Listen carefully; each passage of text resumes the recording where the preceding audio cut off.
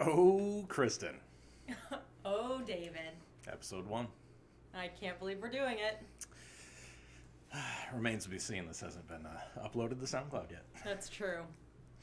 But I am excited about this first episode Why is that? because this episode has everything.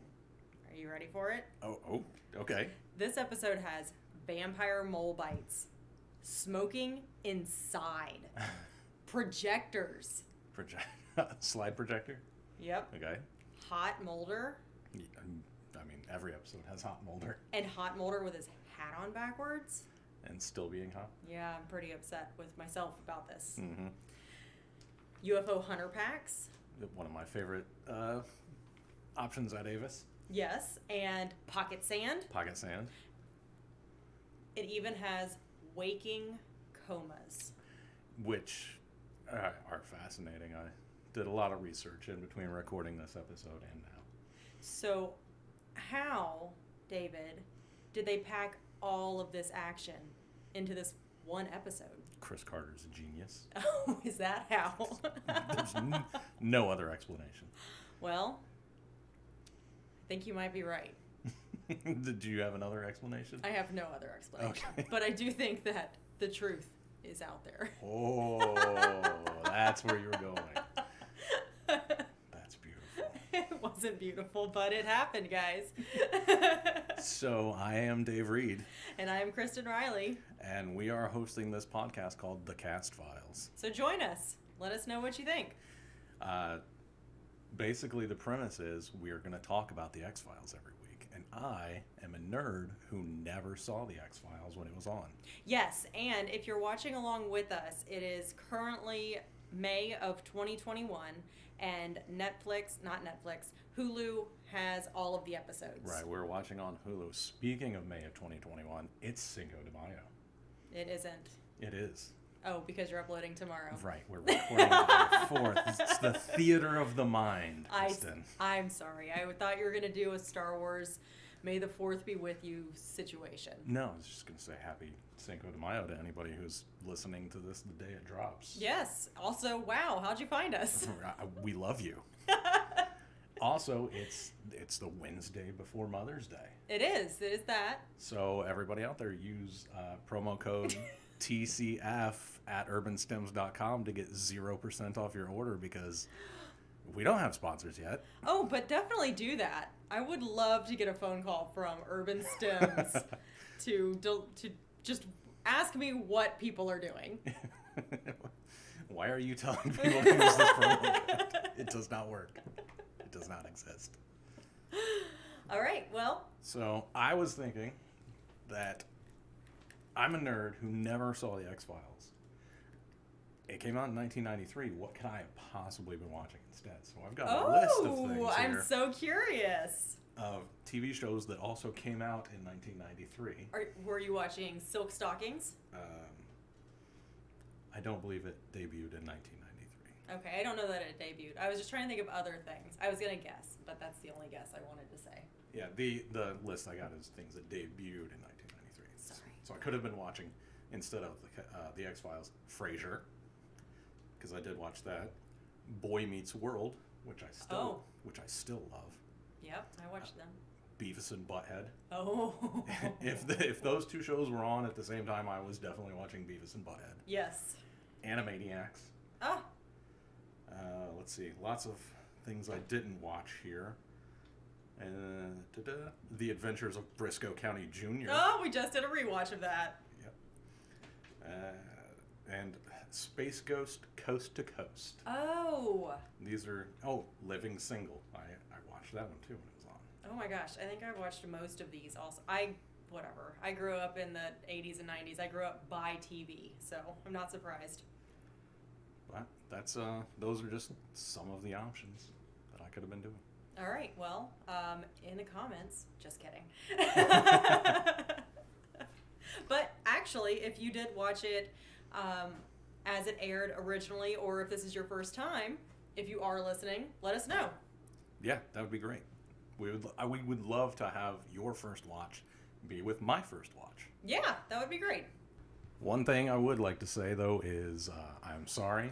I edited this podcast, and we did a lot of microphone bumping that I did not notice when we were recording. Oh, yes. So listen in headphones, earbuds, right? Yeah, I edited in headphones, and then when we listened on the speakers, that's when I could hear the Yeah. microphone bumping. So, sorry about that. Yep. We learned. And we are learning. So, I guess let's get into the episode. All right, let's go.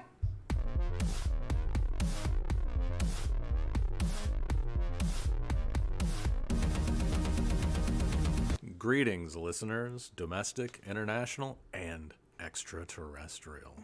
I'm Dave Reed. And I'm Kristen Riley. This is the Cast Files. I am a nerd who has somehow never seen the X-Files. And I watched it when it originally aired. How novel. Today, we are watching and discussing Season 1, Episode 1, Pilot. It originally aired September 10th, 1993 to 12 million viewers. That is a lot of viewers. It was written by Chris Carter and directed by Robert Mandel. All right, synopsis. It opens at night in a forest. A young woman tumbles around in a long nightgown. I really wonder where they buy those types of nightgowns. They get them in bulk, probably. First, I want to mention that the intro graphic was just about the most hand-drawn 1993 MS Paint thing that could possibly exist. Ah. It was just tragic. It was tragic. And then they have the little infographic of the following story is inspired by actual documented accounts. Oh, yes. I highly doubt that. I would really like to see the documents, actually. They need to be declassified immediately. Yes. Maybe in June. Yes. Perfect. Okay. So it starts in a forest at night. A young woman tumbles around in a long nightgown. She ends up in a small clearing and sees an immense light growing over a nearby hill. A large vortex of leaves starts, and a male figure approaches from the light. Before the male figure approaches, there's a weird bit where red eyes appear in the forest. Oh. Yeah, it's really weird. That never comes back. Not once. The rest of the episode just ignores these glowing red eyes. And apparently so did I. It was one of the first things I was like, oh, red-eyed aliens. But no. The figure stands over the woman and light engulfs them both. Then it cuts to the ubiquitous X-Files sound. So that's how this first episode starts. That was dead on. Perfect. Nope, that wasn't it even a little bit. Okay, so the next scene is in Cullum National Forest, Northwest Oregon. The next morning, two uniformed men inspect the woman's corpse with a team of coroners. One explains that there's no signs of battery or sexual assault, which I find very interesting that they've determined in the middle of the forest. Without looking at her body at all? Yeah. And her bloody nose? Yes. The no assault but the bloody nose. And then they lift up her long nightgown to reveal her underwear, which just seems... Sexy? No, No? that's not the word I was looking for. Oh, okay. They reveal that she has these two small bumps on her lower back, which look like vampire bite moles. Vampire bite moles. Perfect. Yes. Yep, that's what I've decided they are, because they aren't actually two small spots. They are giant moles. All right. Detective Miles is one of the uniformed men, and he recognizes the young woman as Karen Swenson. So now the first detective recognizes her as a classmate of his son. And as soon as he said that, I said, oh, his son did it. I got it written right here in my notes. Son. It was the son. Son of a cop, son.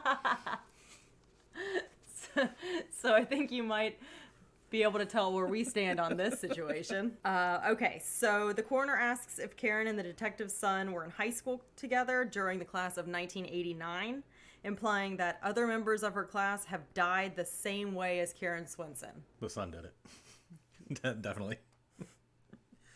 It does seem strange that in this small town, this is the fourth student in the same class that's died in this way. Yeah, they're all friends. And they are just now putting this all together? Yeah. Wow. Good job, guys. Good detective work. Okay, the next scene is Act 1, FBI headquarters, Washington, D.C. So this whole episode is a lot of explanation of who everybody is. because it's the pilot. So, in FBI headquarters, Washington, D.C., Special Agent Dana Scully enters the FBI building and reports to a receptionist. I don't know why that detail needs to be in there, but there it is. She walks through a set of offices until she comes to Division Chief Scott Blevins' office. Inside, Blevins questions her about her past work with a mysterious smoking man. Do you remember smoking in offices? I do. I'm old enough to remember smoking in lots of places. I don't remember smoking in offices. It seems like a bad idea. And yet, there he was. Okay, so this is where it turns out we get a little bit of Scully's backstory. Scully is a medical doctor who has been working with the FBI for about 2 years. Blevins notifies her that she is being assigned to work with Fox Mulder on the X-Files, a group of cases that involve paranormal and inexplicable phenomena. They basically ask her, do you know anything about Fox Mulder? And she's like, yes, here's his entire biography. And his entire biography includes that Mulder is an Oxford-educated psychologist who once was the best analyst in the violent crime section. His work helped catch a serial killer. Named Monty Props, because that is a fantastic name. You know he had a really cool mustache. Oh, twirly at the end. Yeah. Eventually, Mulder became so obsessed with the unexplained that he became a joke and was banished to the basement. Where later he jokes that he is the FBI's most unwanted. Yeah. Yeah, there's a lot of those in here. Some of them are poorly timed. Oh, yeah. So, Scully is assigned to write reports about Mulder's cases, basically spying on him and reporting back to Blevins and the smoking man. This is when she leaves that office and walks down to the building's basement where Scully meets Mulder, and we get the first big reveal. Oh, you get to see the back of his head first. Because he's playing with slides because he's a nerd. No, because he's investigating the Karen Swinson murder. With slides? He's putting together a slideshow? Yes. That thought it happens next. I thought he was just, I don't know, putting together a presentation. Did you forget that he showed her slides next? I did forget that. It was because when he did the big reveal. Yeah, when he turns around, I audibly gasped and said, and I wrote this down because it's a quote, "God damn, he's so handsome." Well, I don't blame you for forgetting everything that happens for the next couple of minutes. Oh, he's so handsome. He really is. It's not fair. It's actually ridiculous. If you haven't seen this episode, go back and just watch that part. Over and over again. Right before bed.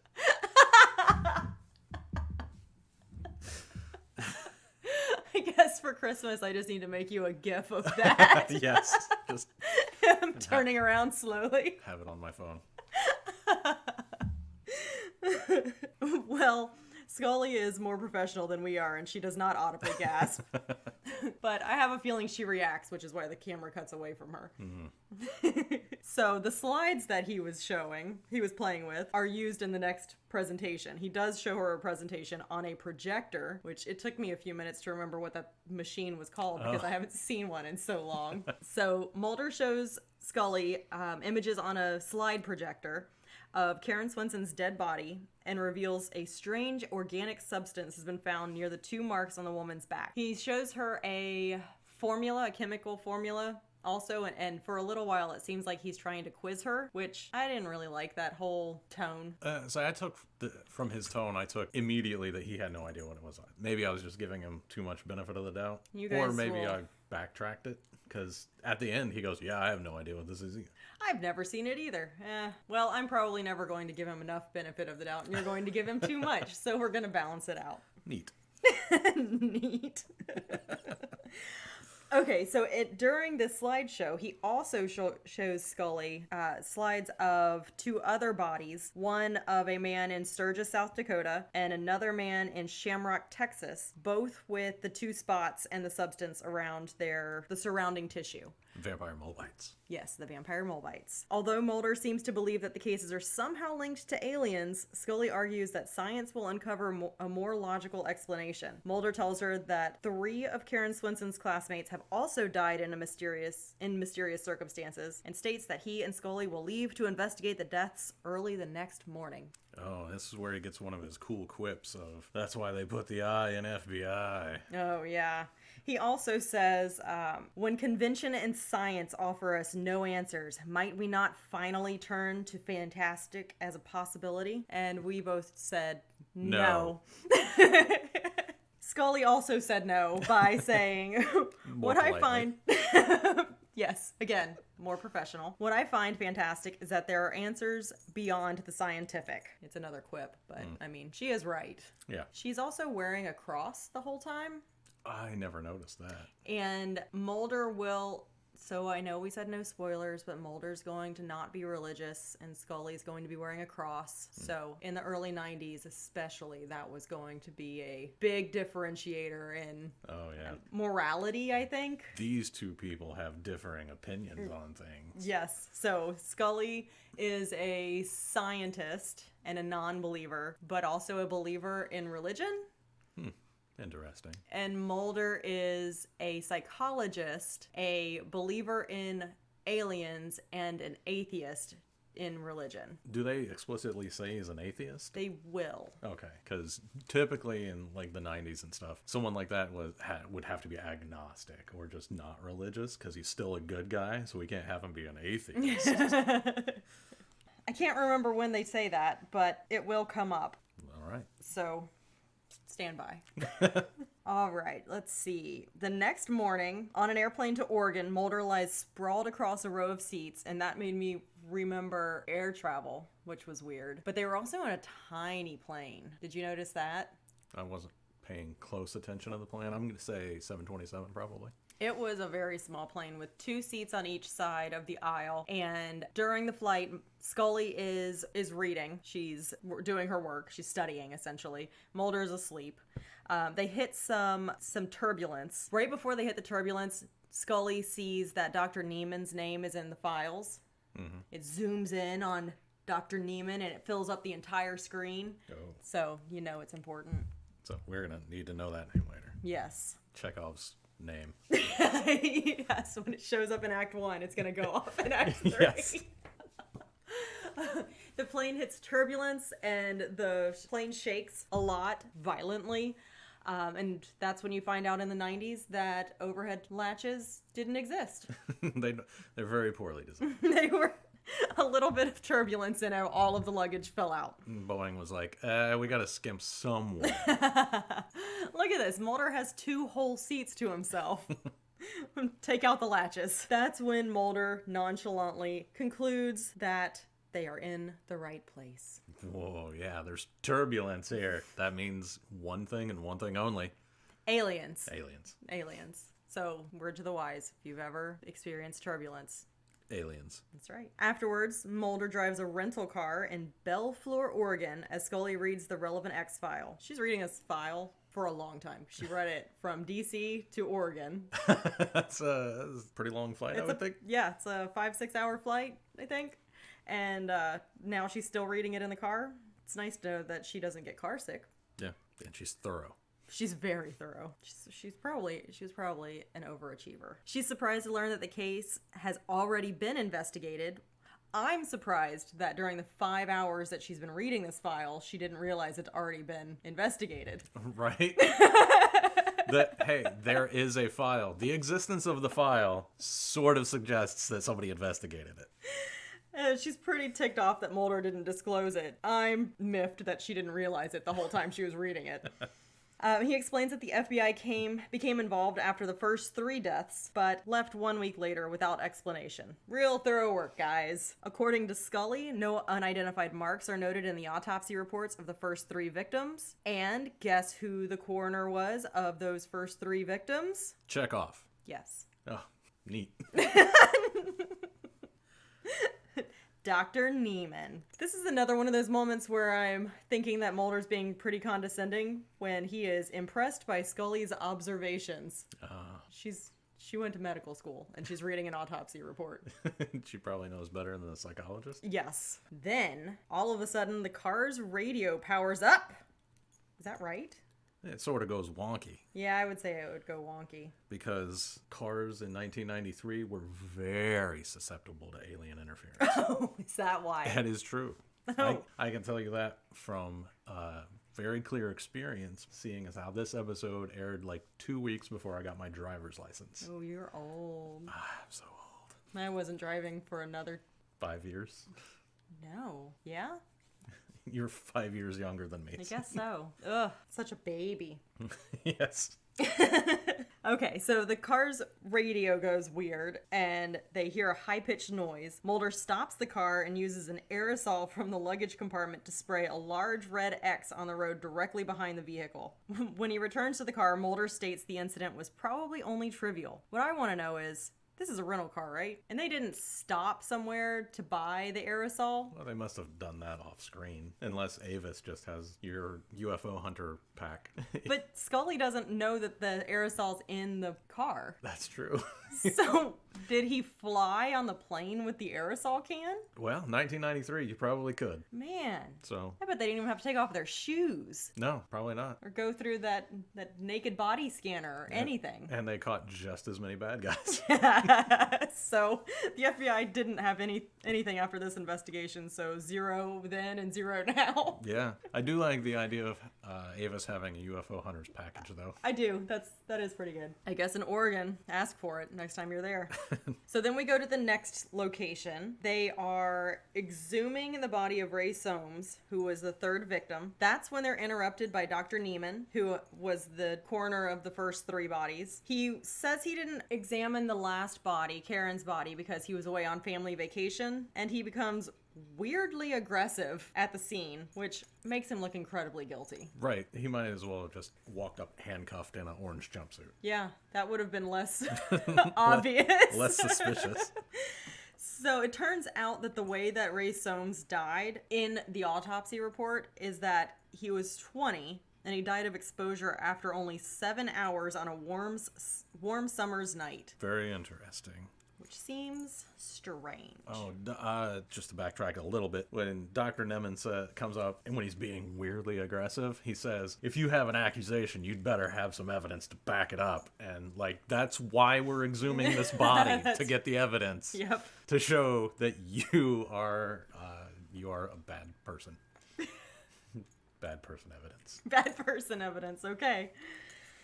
The doctor leaves. His daughter was also in the car. That she doesn't say anything. He manhandles her before he is weirdly aggressive to the FBI and then leaves. So then they are exhuming the body and it falls off of the forklift and rolls down a hill. Like it was in some weird Benny Hill episode. It was wildly unprofessional. The coffin opens slightly and then Mulder opens the coffin to find a desiccated, mummified body. That's all warped and weird looking. And that's another time when Mulder quips something about... Basketball team? Yeah. He just guess he's not going to be on the basketball team. That was real weird. It was.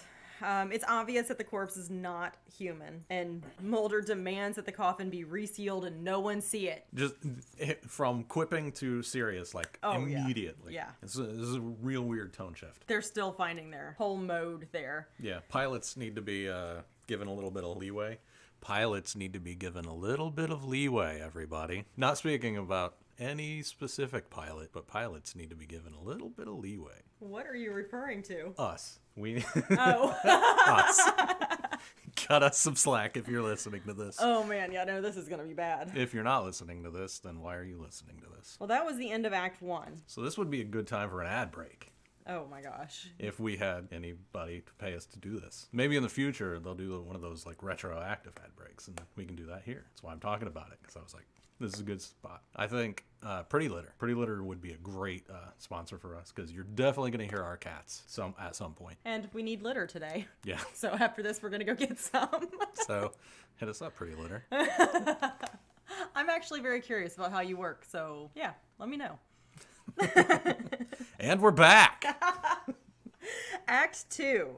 It's the same day, but it's 10:56 p.m. And Scully's examining the corpse. She determines that it is possibly an orangutan or a chimpanzee. Oh, that is exactly what I wrote when I saw it initially in the graveyard. Yes. I wrote, is that an ape? And it is an ape. It's weird looking. Well, its face was very ape-like.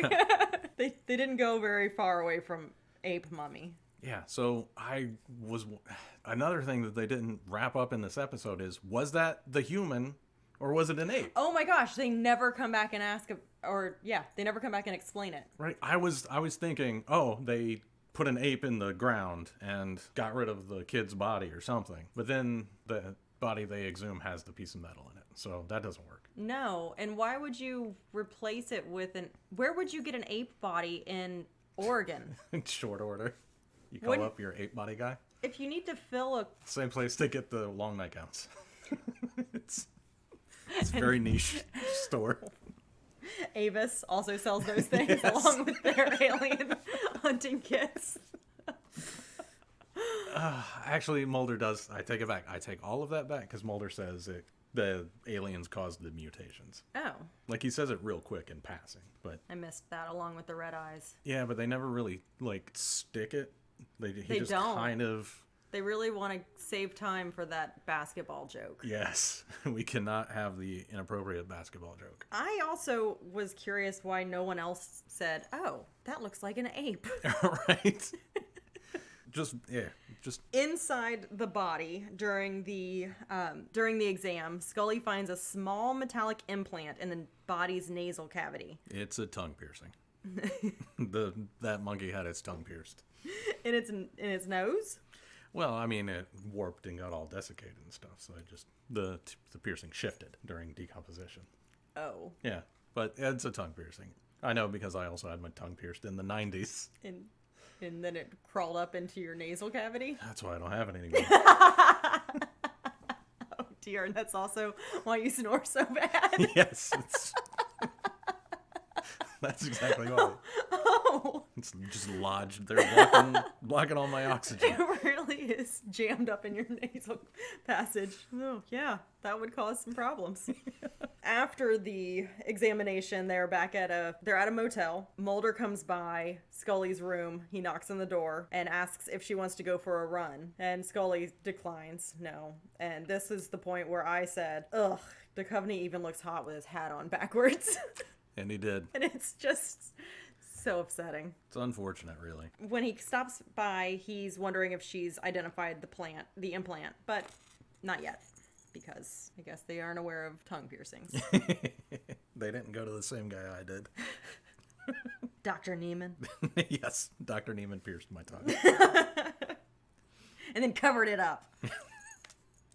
So then it's the next day. In Raymond County State Psychiatric Hospital. Mulder and Scully walk with Dr. Glass, who confirms that Ray Soames was a patient at the hospital. Glass claims that under his supervision, Soames was treated for clinical schizophrenia for a year. I just want to say I have a feeling that some of this mental illness debate and discussion throughout the early, mid, and all of the 90s could get questionable. So we're just going to... Cross our fingers. We're just going to explain it, and then we can discuss when necessary. Like in 5 minutes. Soames appeared to suffer from a form of post-traumatic stress and didn't grasp reality. So, not sure those two things are related. I don't either, but that's what their conversation, that's how Dr. Glass is explaining it, which I think is interesting that Mulder doesn't say anything during this conversation, because he's supposed to be a psychologist, which isn't a psychiatrist, but they would be in the same realm. Right. And Mulder doesn't really add anything to this conversation. Yeah, you're right. He just is like, sure, whatever. Yeah, so I hope they work that out later. Dr. Glass has also treated several of Soames' classmates from, remember that class of 1989, where that's where Karen and the detective's son, The guilty guy. yeah, they're all included in the class of 1989, and apparently several of them have ended up in the psychiatric hospital, which, on another side note, I wonder how psychiatric hospitals in the early 90s were. I think that was after Reagan shut down a whole bunch of them, so they can't be good. They're probably just for people with money, actually. Yeah. You're right. They're all just for people with money. Oh. So they're fine. Yikes. That's really sad. Yeah, that's incredibly, yeah. That's bad. All right, so Mulder and Scully are visiting two of the patients, Billy Miles and Peggy Odell. They've been at the hospital for 4 years. So some incident happened 4 years ago that occurred to all of these classmates and landed several of them in the psychiatric hospital. Yeah. And dead. And yeah, and now they're dead mysteriously with things in their noses. Things in their noses and vampire mole bites. And the FBI couldn't find anything. Yeah. After a full week. No, they clearly didn't even bother to look at the bodies. Right. They just, yeah. They would have seen the chimpanzee. Yeah, right? Yeah. I don't trust this investigation. So after they talk to Dr. Glass, they go inside to meet Billy Miles. Billy is lying in bed unresponsive. They explain that he's experiencing a waking coma, which I think is just because he's lying there with his eyes open as opposed to his eyes closed. I think that's the only difference in the waking coma. Yeah, I have no idea. I'd never heard of a waking coma before. Peggy Odell is also there. She's in a wheelchair, and she's sitting next to Billy Miles reading to him.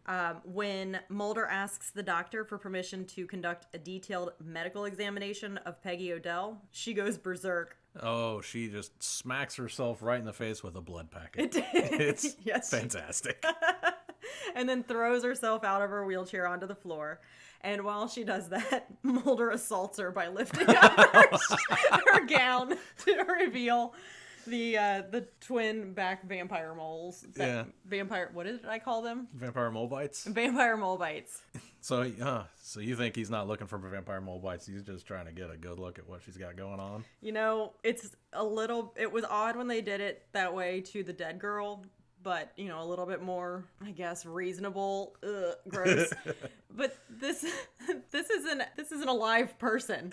And he just lifts up her clothes while she's having a panic. It's not great. It isn't. Or while she's having a panic or while she's faking a panic. Well, she did pop herself in the face with a blood packet, Yeah, so... could be faking it. Or the aliens could be telling her to fake one. I'm gonna start carrying around packets in my pocket so that when I have a panic, Pocket pocket so I can smack myself in the face or others as the situation demands. That's a great idea. Once we don't have to start wearing masks, you can just go. I'm just gonna smack anybody who doesn't wear a mask. Oh, that's a good idea. The twin back moles, Scully is upset. At least that's what this particular synopsis that I read says. It looks like she's scared when she's running out of the room, but either way, she leaves. And Mulder follows her. Whatever. Yeah. They have an argument about... Aliens are real. No, they're not. Yeah. Oh, is this where... this is where he says, I don't think you're ready for what I think. The condescension. There's a lot of moments where there's... A lot of weird moments where there's condescension from Mulder. Yeah. While he's saying the most absurd things. He's trying to come off like she's being... unreasonable. Yeah, a flat earther or something. Where he's talking about aliens existing. With no evidence. Well, you know, there's the tongue piercings. Monkeys with tongue piercings. Oh my gosh, people, stop piercing monkeys' tongues. Actually, apes. Apes, sorry. Monkeys have tails. I know that from watching Planet of the Apes. Oh. The Tim Burton remake that was horrible. All right, so they leave the psychiatric hospital, and then later that night, they go to the forest where the latest victim died. They're carrying flashlights and dressed in informal clothing. Those FBI windbreakers. Yes. So they're not in suits. They're just in FBI windbreakers. Oh, we need to sidetrack on those suits, though. Okay. Oh my gosh, they are the worst. The suits they're wearing at the beginning or throughout? Throughout, everybody's suit jacket in every scene is the worst. Scully's is pretty bad. It's got the shoulder pads. Hers is boxy, just like Yeah. the men's, because that's what women had to dress like men in order to get any sort of support at all. Well, how else are you going to be taken seriously? They're not taking her seriously. They sent her to the basement. She needs bigger shoulder pads. She needs bigger shoulders. We can't take you seriously, doctor. We have to give you bigger shoulders. But if you look at their fabric, nobody has a plain suit jacket. They all have some sort of texture, and they're all garbage. Wow. Yes. We need Kate Leth to do a fashion watch. I wonder if you can say other people's names on podcasts. You just did. Yeah, I hope I don't get sued. How? Podcast Association of America. The PAA is coming after you. PAA is going to get me. Okay, so they're in better clothing in just their windbreakers out in the forest. They separate, which, you know, is always a good idea when there's aliens or monsters or suspicious things. This is the best thing to do in any scary situation. Always. Split up. After they separate, Mulder looks at the compass he's carrying, which is spinning wildly. Oh, it's going crazy. Which, you know, means aliens. Of course. And in the clearing where Karen Swinson died, Scully notes a patch of strange dirt on the ground. Because she grabs some Pocket sand! pocket sand. And puts it in her pocket. Then a low rumbling begins, and Scully removes a gun from her pocket and leaves the clearing. So she's stalking the sound, essentially. Weapon drawn. Yeah, this sound is just so loud. It's really loud. Real heavy machinery type stuff. It sounds like an active construction site. Yeah. Where they're just leveling the ground and knocking down trees and the beginning of clearing a site. It's a lot of noise and a lot of light all of a sudden. So as she's stalking through the woods with her weapon drawn, she approaches the source of the noise, so the construction site, and there's a big old light shining through, which makes you think back to the teaser opener, and a humanoid silhouette from the light comes toward her. The humanoid silhouette is also male. You can tell that, just like the first one, but they're not the same. I know because I was paying attention. This one's a little broader. Yes, he's got the shoulder pads. He's got giant shoulders. So then they come back from commercial in Act 3. The silhouette is actually Detective Miles. Remember him from the beginning? The sketchy sheriff. I keep calling him sheriff, but I guess he's a detective. He's a detective. I'm going to keep calling him sheriff because he's sketchy sheriff whose son is doing all of this. The thing is, he doesn't reveal his name to Agent Scully. So he's just this big scary dude in the woods coming after her. So he doesn't reveal his name. He states only that he is employed by the Raymond County Sheriff's Department and warns the agents that they are on private property and they're forced to leave. This made me wonder who has jurisdiction over what. You would think the FBI has jurisdiction over everything. I thought so. I mean, that's the trope. Okay, so they're forced to leave. That's when Scully and Mulder walk back to their car, and that's when it shows what was making the sound and the lights. It's the dude's Ford Bronco. It was just a Ford Bronco. That guy's Ford Bronco sounds terrible. He needs a tune-up. And he also has a whole rack of lights on the front. Yeah, it's got to be some hunting thing. Okay. That's my guess. Is he hunting people? I doubt it. How is he hunting with his car making that much noise? Ugh. Can you turn on the lights without turning on your car? Won't that drain its battery? I mean, there's probably a way to do it. I have too many questions. Hunting-wise. I'm just flashing back to that scene in Crocodile Dundee with the kangaroo poachers. They just got the big racks of lights on their truck. And then Crocodile Dundee takes a dead kangaroo and a rifle and shoots out their lights, but it makes it look like the kangaroo is shooting out the lights. Crocodile Dundee, 80s movie. Great. Paul Hogan, national treasure of Australia. Not America. I am really struggling to remember any of those scenes, and I know I've seen that movie, but, you know, when I was like 4. What an awful scene. He's carrying around a dead kangaroo. Well, because the poachers are shooting kangaroos illegally, because they're poachers. They're the bad guys. Do not explain poaching to me. So after they leave the area, they're driving through a storm in the darkness of night. It starts raining as soon as they get in the car. It's a downpour. Just car door shuts, pouring rain. Yes. Scully shows Mulder the pocket sand. Pocket sand! Mulder believes the dirt might be from a campfire, and Scully theorizes that the teenagers may have been part of a cult, and that the man that they just encountered is aware of that. Ooh. You know how I feel about cults. Yes, you love cults. We should have more cults. Less aliens, more cults. No, we're doing the wrong series. Suddenly, there's a blinding flash of light and the car loses power. So this is the second time their car has gone weird. Yeah, it's a weird cut of like slow motion, black and white fuzziness. It really is. It's a pilot. Yes, it's a very pilot move. Very pilot. Cut some slack to the pilots. Mulder, who looked at his watch just before the incident, which, how would he know to look at his watch right before that? Also, he's driving. He's driving. Keep your eyes on the road. He hasn't been in that location a bunch. It's not familiar. No. It's not like he drives this way all the time and remembers this is where he put the X.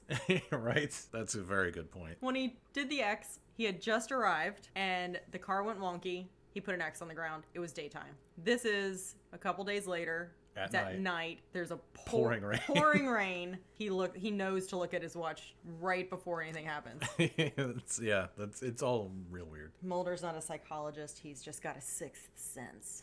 So they stop with the weird cut and everything. They ended up stopping the car. The car loses power, so they stop. They get out into the rain. They're walking around, and Mulder is extremely excited. He gets out of the car. I've just said that all out of order. He gets out of the car and they're standing in the rain, and he knows that that's where he put the red cross mark. How he knows that is unclear because he doesn't look at it. The lights are off.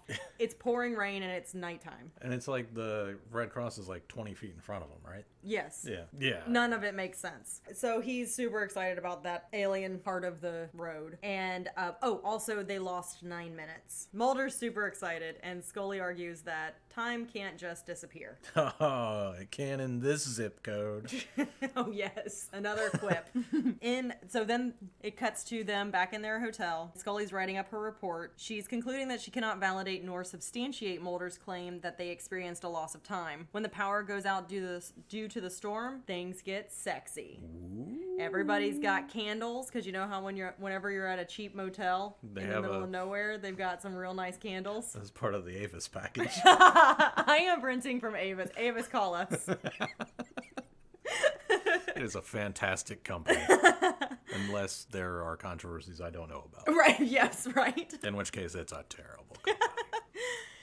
Okay, so she's running a bath, as you do in a rainstorm. When you were growing up, didn't you know not to take a shower when there was lightning? That's what we were told, because the lightning's going to come through your pipes for some reason. For some reason, that's what our mom said. And so you never took a shower or a bath during a lightning storm. When it's raining, that's a different thing. We're not that dumb. But lightning was a serious topic in the 80s and 90s. Can't be in the swimming pool. Nope. I believe G.I. Joe did a PSA about that. And then Body massage. Body massage.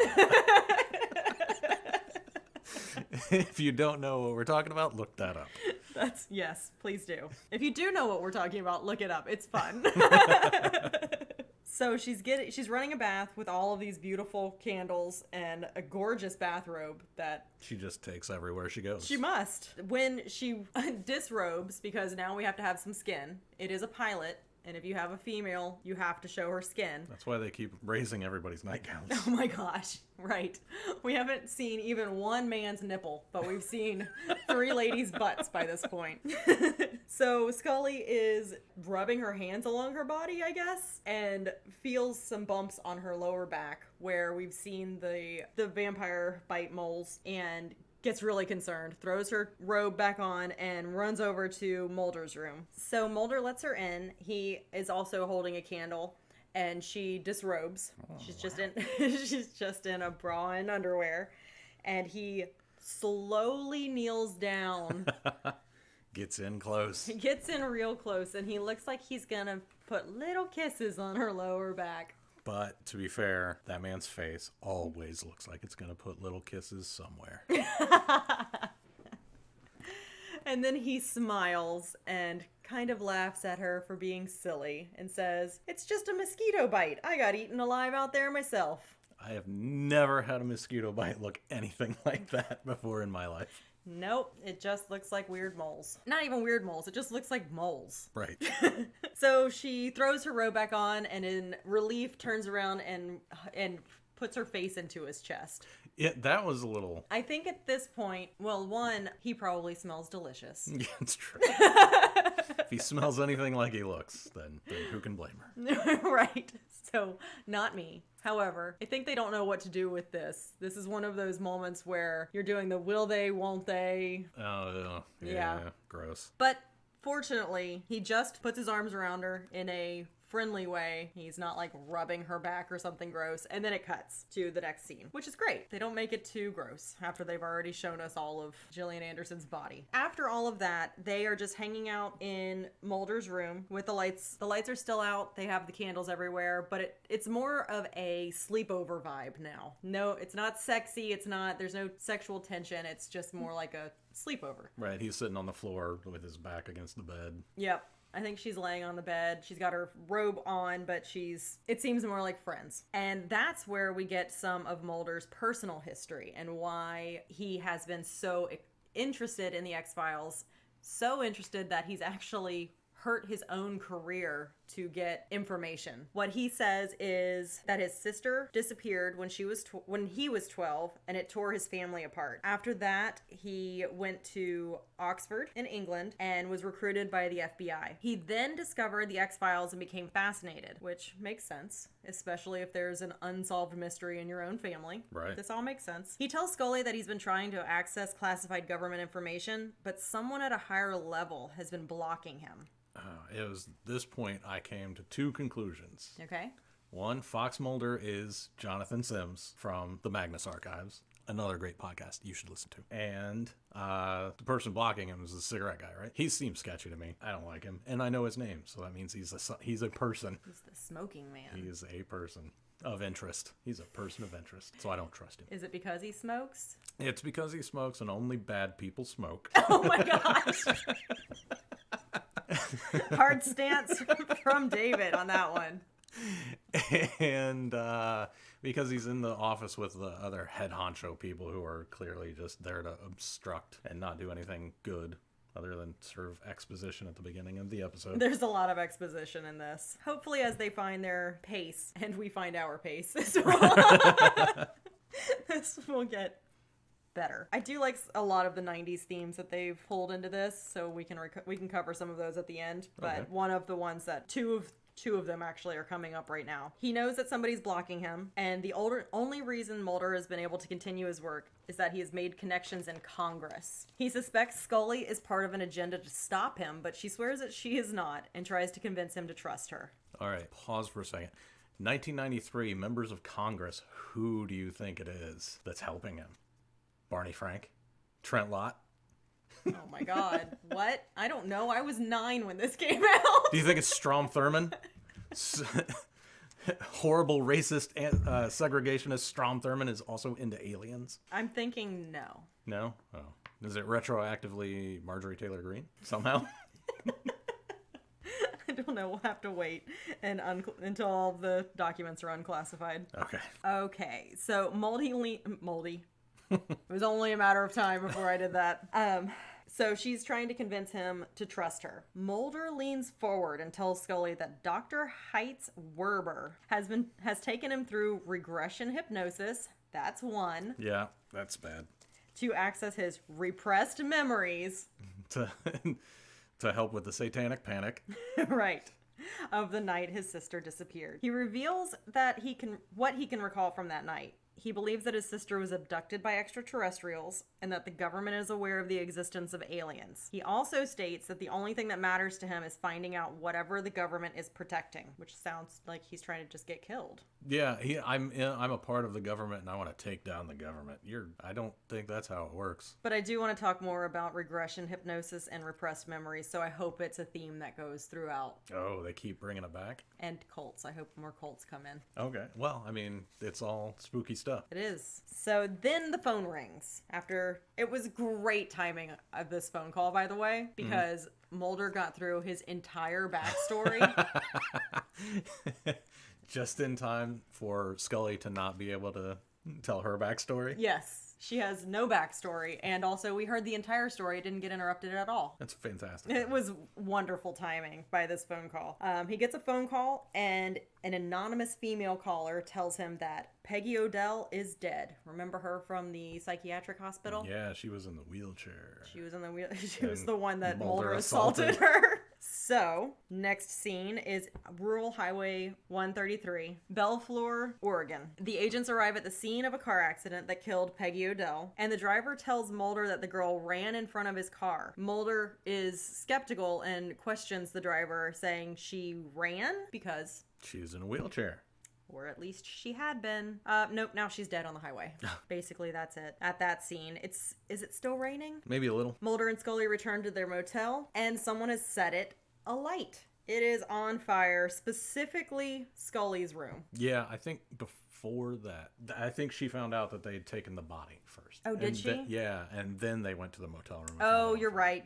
Mulder tells Scully that the autopsy lab has been trashed and the body that the agents exhumed has been stolen. I skipped that part in my notes. And then they leave the scene in a car. That's when they return to the motel. Everything's on fire. All of their files, photos, the tongue piercing. Yes. Everything. They've lost everything. And the body's missing. So literally everything is supposedly gone. That's when Teresa Neiman, you were saying Neman, so I think it's Neman. Don't correct us in the comments. I'm not going to read them. That is the medical examiner's daughter. She rushes up to the agents. She is terrified and asks for their protection. That's when it turns out, we find out, they take her to a diner. We find out that she is also of the class of 1989. And as they're sitting there talking, she says that she often finds herself in the woods with no idea of how she got there, which to me sounds like drugs. I hope they were fun. Oregon, do they have mushrooms up there? I'm sure they've got mushrooms everywhere. Anywhere there's cows, there's mushrooms. Is that how that works? Yeah, you get mushrooms off of cow poop. Is that true? Yes. All right. I see mushrooms all the time, but they're just the regular kind. Right, they're not. Psilocybin. Psilocybin comes from cow poop. Okay, I'm gonna have to look into that just because I don't know. While they're sitting there and she's talking, her nose starts gushing. Just spurts. It's like when you have one of those old school diner mustard or ketchup bottles. Yeah. And you shake it up and turn it upside down and then squirt it onto your fries or whatever. It looks like that is coming out of her nose. Oh yeah, it was. We looked at it and just could not figure out how they did that. No, we have no idea how they did that. It wasn't one of the blood capsules slapped onto her face. It was Right. It was well done. It was a squeeze bottle shot right out of her nose. If you're one of the practical effects people on the show, give us a shout. As her nose is bleeding, her father enters with the same detective who warned the agents to leave the forest. So things are coming together. We've got the medical examiner and we've got the guy in the forest. Yeah, that guy that I keep calling the sheriff, whose son definitely did it. That's when Mulder... He keeps getting involved here to tell them to go away because it was his son. Mulder and Scully learn that the detective is Billy Miles' father. Yeah, that's when I said... The son did it. And the guys take Teresa home. So Scully thinks the medical examiner and the detective are aware of the murderer's identity and are responsible for the destruction of the autopsy lab and the agent's motel rooms. However, she is unsure as to the reason the corpse was stolen if the men were indeed responsible. Mulder and Scully return to the graveyard. They're standing in the rain again. They are so wet in this. So wet constantly. They go to the cemetery but discover that the bodies of the two other victims have been exhumed, and Mulder suddenly realizes the killer's true identity is... Who is it? It's the detective's son! Way to catch up, Fox Mulder. I was there in the cold open of this episode. You really were. And that's when Act 4 begins. The next morning at 5:07 a.m. Scully can hardly believe what Mulder is suggesting, but he claims that recent strange events, such as Peggy Odell dying at exactly the same time that he and Scully lost 9 minutes, fit the profile of alien abduction. According to... Profile of alien abduction? What are you talking about? Mulder theorizes that tests were being conducted on the victims that left marks found on their backs, but the experiments caused a genetic mutation, explaining the disfigured body in Ray Soames' coffin. There we are. There it is. Yeah. In regard to the loss of 9 minutes that he and Scully witnessed, Mulder believes that conventional time stopped and that the alien impulse, which also caused Billy Miles to take the victims into the forest, actually took control of time itself. Scully laughs because that is an absolutely ridiculous conclusion to be making. She finds that theory preposterous. Not in this zip code. Gosh. Another quip! We should have a little ding every time there's a quip. Oh my gosh. In an attempt to confirm or disprove their suspicions, Mulder and Scully return to the hospital where Billy Miles is undergoing treatment. Oh, this is where we get to the gross nurse. Ah, yes. Although his nurse claims that his mental condition has rendered him incapable of walking, Scully shows Mulder dirt on the soles of the boy's feet. Boy is a loose term here. All of these children look like they're almost 30. She takes a sample of the dirt and right before they leave. During this scene is where the nurse makes a comment about something not being in her aisle of the produce department. Oh, so gross. So gross. It's repulsive. So I guess that answers my question earlier about how psychiatric hospitals are. Right. If Chris Carter's writing them, they're real gross. Yeah. So after that, they leave. Outside, Scully claims to be certain that Billy Miles was in the same forest as his victims. You're assigning blame I am. to the guy who's guilty. I said he was guilty in a cold open. Allegedly. She explains that the dirt she has just discovered matches the pocket sand that she found in Cullum National Forest earlier. Unfortunately, the strange sample was destroyed in the motel fire, and therefore cannot be used to make a comparison. I don't know why they can't return. Yeah, just go get some more pocket sand. Right. Isn't it within a short driving distance of everything? Yeah, because the kid in the coma was walking there, so it's got to be pretty close. I feel like she should say, it was destroyed, but I know where I got it, so let's go back and pick some up. Maybe that's why the FBI agents didn't discover anything the first time. But they do... Oh, never mind. They do decide to go retrieve another sample.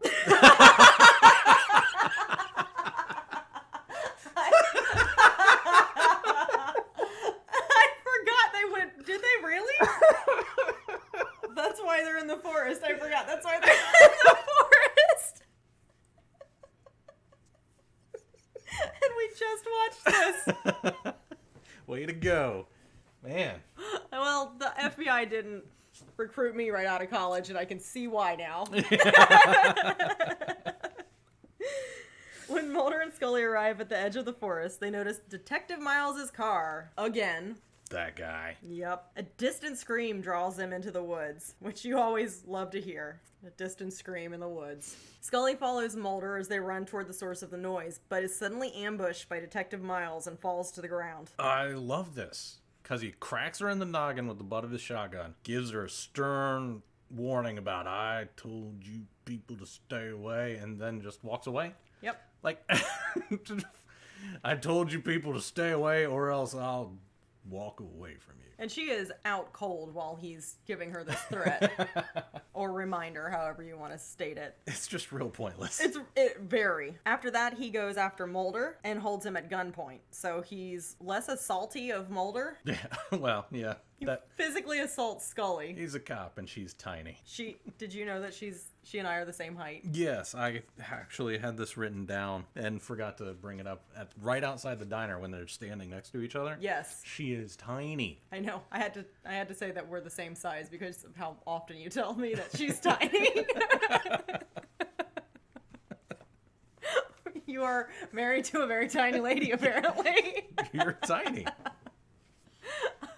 I don't see myself as tiny, but when I look at her on the TV screen, I'm like, that is a small lady. I had to look up how tall she was again, just to be like, oh, that's me. Oh, well. So Mulder is being held at gunpoint, and that's when Mulder accuses Miles of already knowing what was happening and warns that his son is about to kill another girl. Yeah, it's this tense moment where the sheriff is a bad guy the entire time, and then Mulder says, he's going to kill her, and that works. Suddenly the sheriff detective is like, you're right, I'm gonna go blow my boy's head off. Yeah, you're right, because it is a very tense scene. He's been protecting his son, who's been murdering all of these people, but now he's being persuaded. He's going to kill her. So that's when Detective Miles rushes towards his son, who's holding Teresa Neiman in his arms, similar to the opening scene. We're flashing back to that. First thing I noticed about this, his back is kind of ripped. You see his bare back and his vampire mole bites, and it's like, wow, he's got some good muscle definition back there. For being in a coma for 4 years. Oh, yeah, it gets better. It gets better. Give it a minute. It gets better. The detective urges his son to put her down and raises his gun when Billy Miles does not comply. So... yeah, he's like, I'll blow my boy's head off while he's holding a woman with a shotgun. Right. You're just scatter shooting everybody involved. You're not making good decisions here either, sir. So Mulder... Oh, you're doing the recap, sorry. No, it's fine. That's right. Mulder tackles him. Yeah, right as he's about to shoot his own son and the innocent woman whose life he's trying to save. Yeah. Scully has recovered consciousness at this point, and when the gun goes off, she finds them. At that point, she's running toward them, and Mulder and the detective witness Billy Miles lift Teresa Neiman in his arms as the leaves start swirling again. There's the bright light, and the light eventually engulfs everybody. Scully watches from a distance. She hasn't made it quite to them, so I don't know how far away she was when she was left in the dirt. I think she was moving slow because she is concussed. Probably. Yeah. And that's why she's seeing that light, too. Like, that's what I figure is in her mind. Like, she's That would thinking, make sense. oh, this bright light, I have a concussion. That would make sense. So then the light disappears, and Billy has no memory of his actions. He's very confused. The spots on his back are gone, and Teresa wakes up. And this is when we get a full shot of him without a shirt, and oh man, he is ripped. Body by coma is what I have written down here. I need to be in a coma for 3 years if that's how I'm going to look on the other side of it.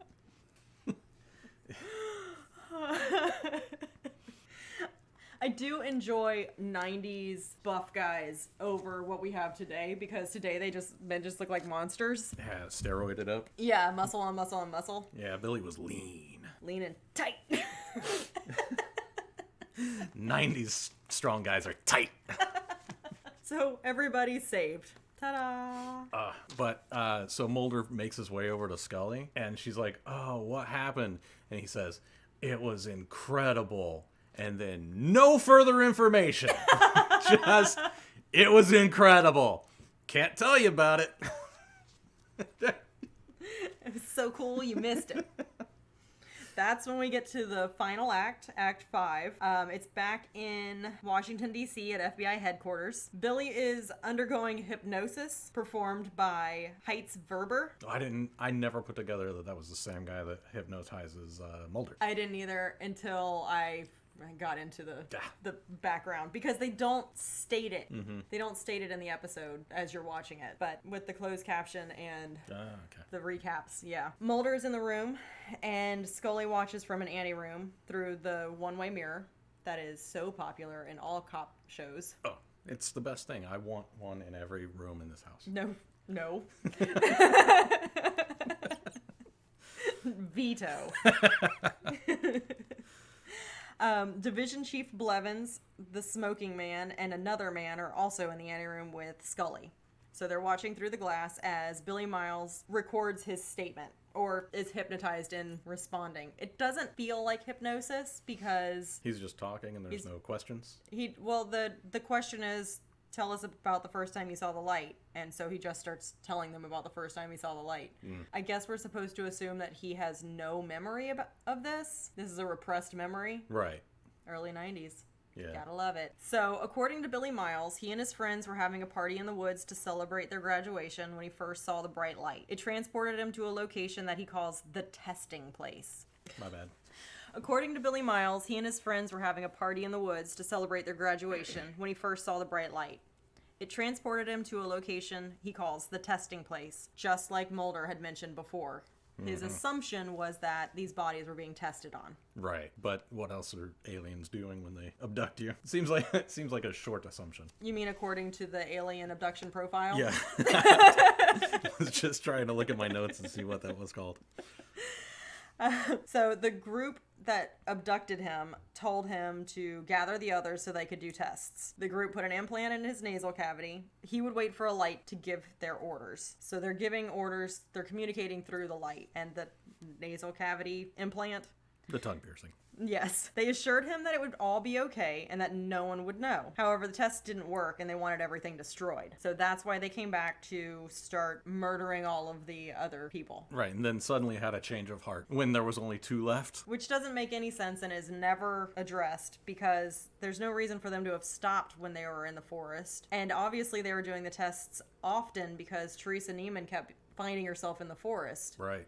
She kept saying, I'm waking up in the forest with no idea how I got here, which we have to assume everybody was waking up in the forest while they were performing the tests. I guess except for Patty, because she was in a wheelchair? Yeah, but I guess they could make her run. That's true. Yeah. That's also never explained. Yeah. So he's telling his story, basically confirming everything that Mulder has put together based on absolutely nothing throughout the entire episode. That's what we find out. As Billy is telling his story, he he becomes afraid that they're going to come back, and Heitz Verber tells him that he shouldn't be afraid. He's assuring him that the FBI are only trying to help, which really, they haven't stopped anything or solved anything so far, so I'm not really sure what assurances these are. Mulder did stop the sheriff from shooting the two of them, so that's helpful. Although they were getting ready to murder her anyway. The aliens were getting ready to murder her anyway. And they would have killed him too. And he's the reason that gun was being pointed at them. Yes. It's a wash. There's, I guess, 2 lives ended up being saved, but that is completely on the whim of the aliens. Yeah. I guess they heard Mulder say, he's going to kill her. Yeah, it's lots of holes. This smoking man whispers something to Blevins in the anteroom, and they leave. So the next scene is located in Blevins' office again, where we first met Scully, and she and the division chief discuss the case. There's a third man present. He and Blevins both seem to believe that the suggestion of alien abduction found in Scully's field reports and where did Davy come from? Billy Miles' supposed recollections under hypnosis is completely unscientifically founded. They are at least correct about the recollections under hypnosis. Being completely unfounded. So they got that right. So they have at least 50% of this is just bull. She admits that she cannot substantiate all of Mulder's claims, including the sudden loss of 9 minutes. And Blevins tells her that he sees no evidence to support the validity of the X-Files, and therefore no reason to continue them. So after exactly 1 investigation, Blevins is ready to scrap the entire X-Files. That's been probably in effect for what? Decades? Yeah. So that doesn't, whatever. When she's told that there is no evidence, she actually still has Ray Soames's nasal implant. Tongue piercing. In her pocket and hands it over to them. So according to Scully, a lab test, an unidentified, undisclosed lab test, reveals that the metal could not be, or the material could not be identified. Tongue piercing, I'm thinking stainless steel. Seems reasonable. When Blevins asks what Mulder thinks about the case, Scully responds by implying that her new FBI partner believes aliens are responsible. The truth is out there. It's out there in the science world. Yes. And then she's dismissed from Blevins' office, and Scully passes the smoking man, who is not smoking. He's not, but he does, like, blatantly try to shoulder check her. He does. And she turns around and looks at him as he's going into the office, but he doesn't look at her. Then she leaves. Next, it is night, so it's another scene after all of that. And Scully lays awake in bed. She answers a phone call from Mulder, who tells her that a case... You up? She answers a booty call from Mulder, who tells her that a case file on Billy Miles has disappeared from the district attorney's office in Raymond County, Oregon. I want to know how he knows that, since he's back in DC. And everybody there hates him. Right. Like, who's calling him to give him the heads up on that? Is it a congressperson? Oh, it's Margie Taylor Greene. Representing Raymond County, Oregon.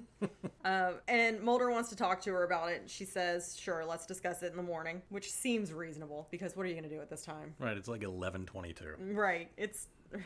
Mulder, this could have been a text.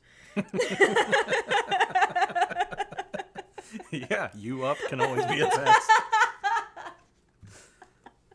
In another scene at the same time, we're in a storage room in the Pentagon, and that's where the smoking man is in the filing room. He files away the implant in a box containing 4 others.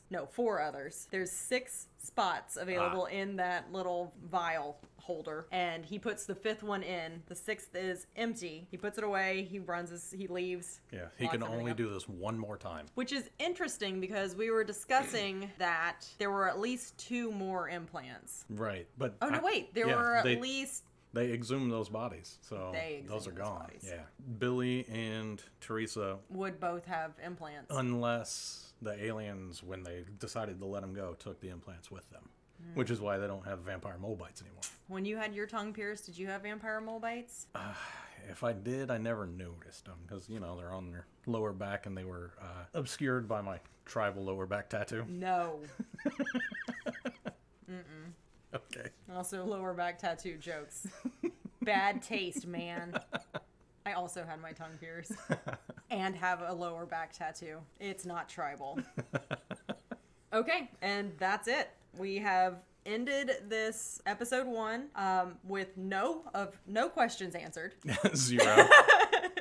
There are no questions answered, but it looks like Mulder and Scully are going to be partners in the department that the FBI is actively trying to Get rid of. Those 2 employees.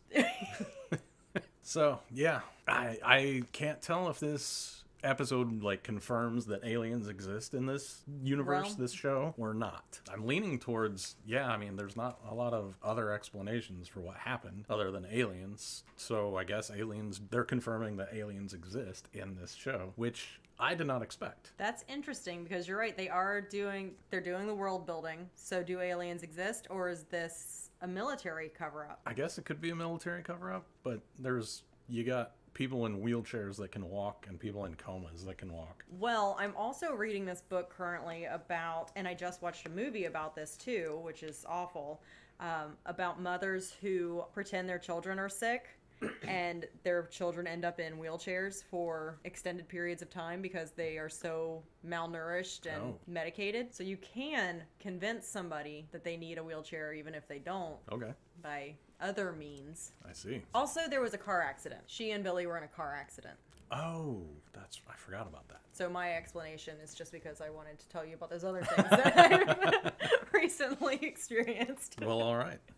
But yes, there was a car accident. It doesn't make any sense why she would be able to run or why Billy would be so buff after 4 years in a waking coma. Maybe part of the waking is the workout. Oh, that would be nice. They just throw some dumbbells in his hands and he's doing curls. Well, that's it. You have anything else for this episode? Yeah, we've got our 2 segments we've got to do. I guess we'll start with mine since I brought it up. Since this is the television program where the concept of shipping became a thing. Which I didn't know until you told me. Every episode, we have to decide who we're shipping in this episode. And for me, I'm going with the sheriff and his son's coma. I'd really like to see those guys together.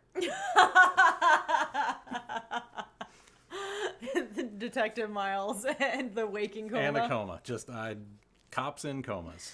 You know, I'm also going to go with Detective Miles and his garbage self, but I'm going to pair him up with that garbage nurse. Oh, that's good. That's good. I think they deserve each other. I like it. Well, let's hope it works out for them. He can cover things up and she can make awful jokes about it. You know what? And it can work even if he's in a coma. Yes. Because she can take care of him. She will change the bedpan because no one else will. It's officially a throuple now. Oh, good. What a weird other comment she makes. No one else is going to change his bedpan. Why? There's other nurses that work. It's just a routine part of a job. I guess everybody else is scared of aliens. And she's brave. Oh, she's brave. Yes. All right. And the second segment that we're going to do is how you would survive this. I don't know if it's how I survive this, but my solution to this problem is, since they keep just waking up in the forest. In the jungle? Woods. In the jungles of Oregon. Jungles of Oregon. It's probably just woods. We'll call it woods.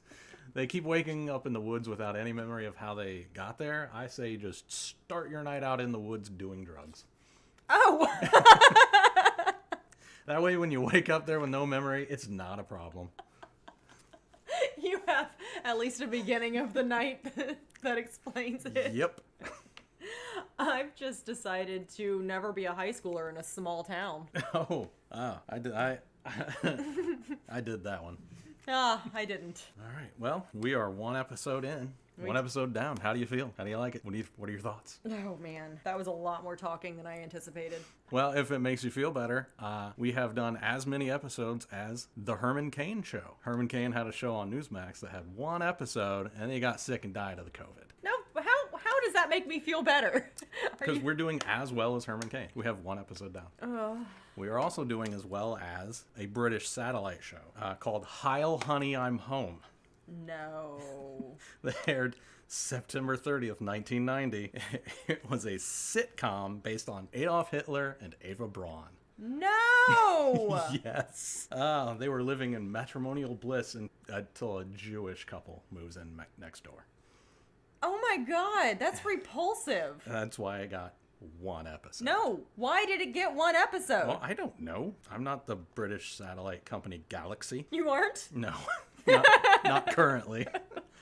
Were you in 1990? No, I turned 13 in 1990. Oh, that's repulsive. That's real Do you bad. have anything that's not repulsive? Well, we are doing better than the TV show Turn On, which aired February 5th, 1969. It was an adult version of Rowan and Martin's Laugh-In. In one station in Cleveland, Ohio, did not come back to it after the first commercial break.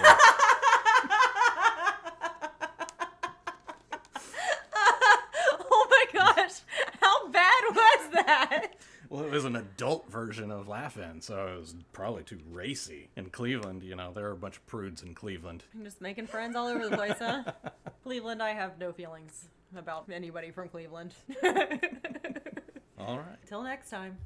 The Cast Files was produced by Kristen Riley and Dave Reed. This episode was edited by Dave Reed, and I apologize. You can email us at thecastfiles, that's the with 2 E's, because the Cast Files was already taken by a fisherman or something. Music by Hal6, logo by @UkaArt, that's OOKAART on Twitter. You can find us on Twitter @CastFiles. You can find me on Twitter @Dave Reed, that's DAIVEREED. Tweet me and tell you how much you hated the editing on this podcast. Thank you.